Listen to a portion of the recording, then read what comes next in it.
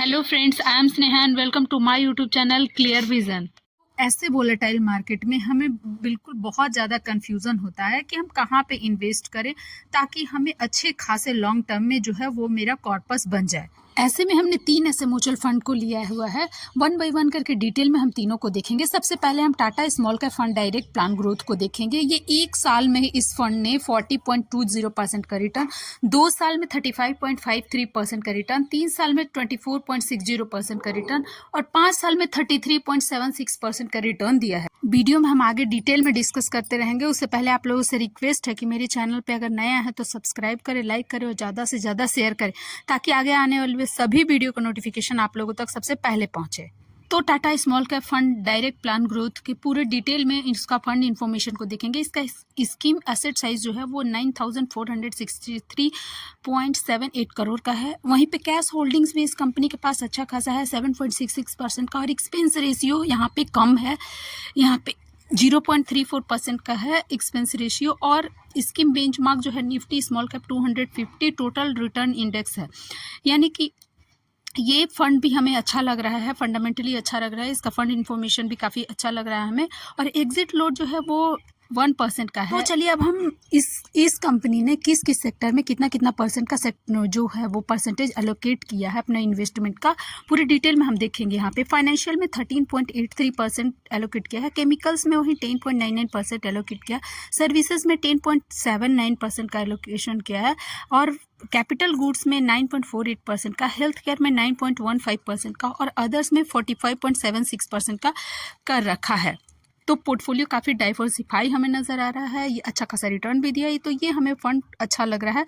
चलिए अब हम दूसरे फंड को देखेंगे यहाँ पे। तो चलिए हमने यहाँ दूसरा जो फंड लिया है वो है SBI small cap fund direct growth को।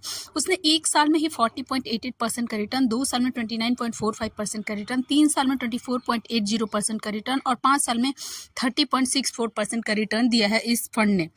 तो चलिए अब हम SBI small cap fund direct plan growth के फंड इन्फॉर्मेशन को देखेंगे। यहाँ पे स्कीम का एसेट साइज जो है वो 33,107.25 करोड़ का है।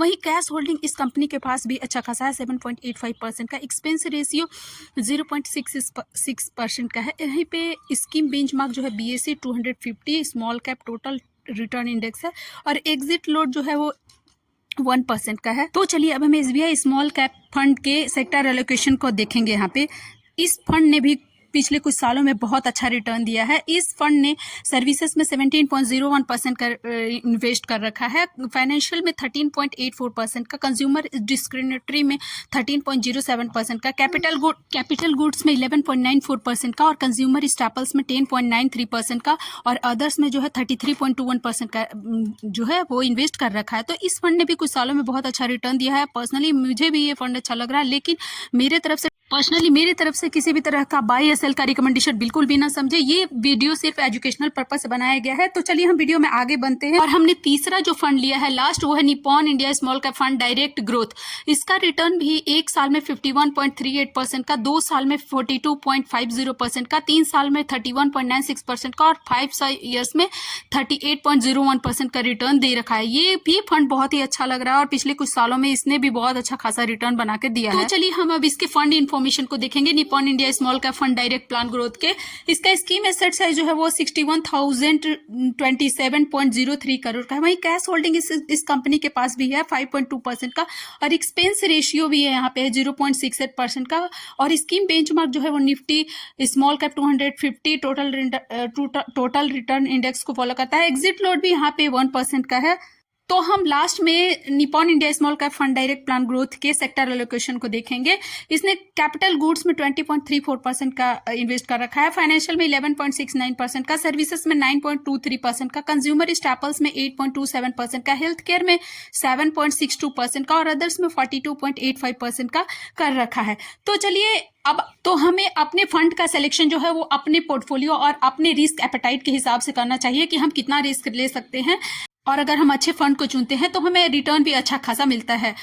Thank you.